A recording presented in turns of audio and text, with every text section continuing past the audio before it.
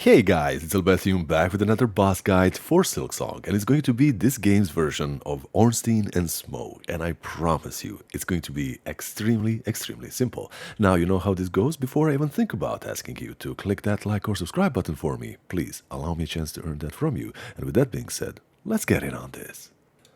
But first things first, the loadout. We're gonna be using the Silk Spear, we're gonna be using the tags, and we're gonna be coupling that with the Rosary Cannon and also the Poly Pouch and also the mask. The cannon, if you don't have it, I'm gonna be linking it at the end of this video. How to get it, it's extremely simple.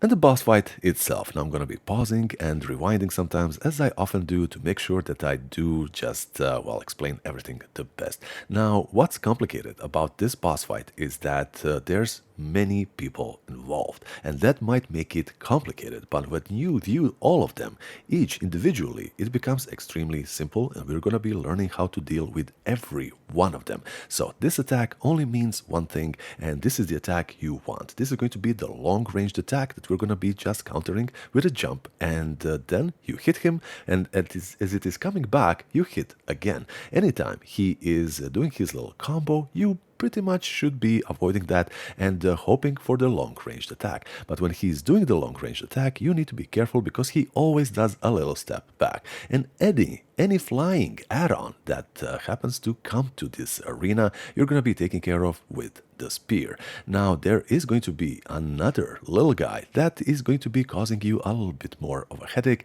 and he's not exactly that simple to deal with the spear, but no matter. And you see how I'm dealing with this guy extremely simple. Anytime he uses his long range attack, I am there to hit him and also hit him once again when he is getting that back. So flying enemy, taking care of him in that fashion, and then now we're going to be using the tags, because the little guy with the shield can be an extreme nuisance, and the tags are the best way to handle him.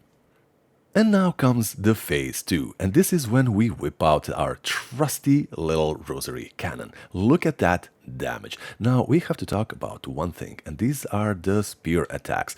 Anytime this guy chucks one of his spears, you can actually hit it, disable it, otherwise it is gonna be blowing up, because if you don't, it just creates a little bit of a hazard scenario where you have to dodge this explosion and also quite possibly, more often than not, the long-ranged attack from the first guy. So you are going to be just destroying the spear, dodging the long-range attack, and anytime he tries to go for this sweeping attack, you are going to be just dealing with that. So it comes very simple, just staying on the other side, or sometimes if you have to be between them, you are just going to be keeping an eye out what they're doing. If it is a long-range attack, you just dodge, how we learned in the first phase, and any spear, even like this, if you are too close to the firewalls, it's going to be going over there.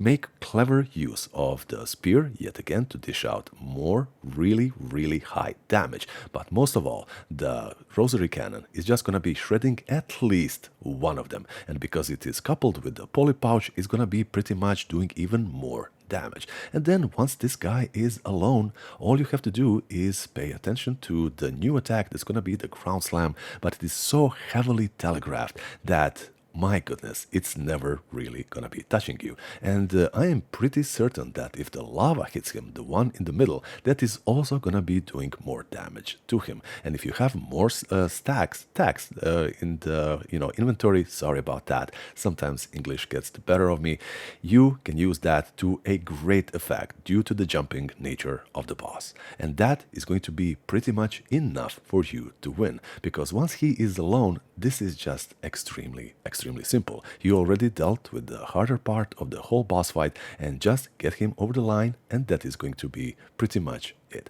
Guys, you got this, make me proud, and I'm going to be seeing you in the next one. Bye bye.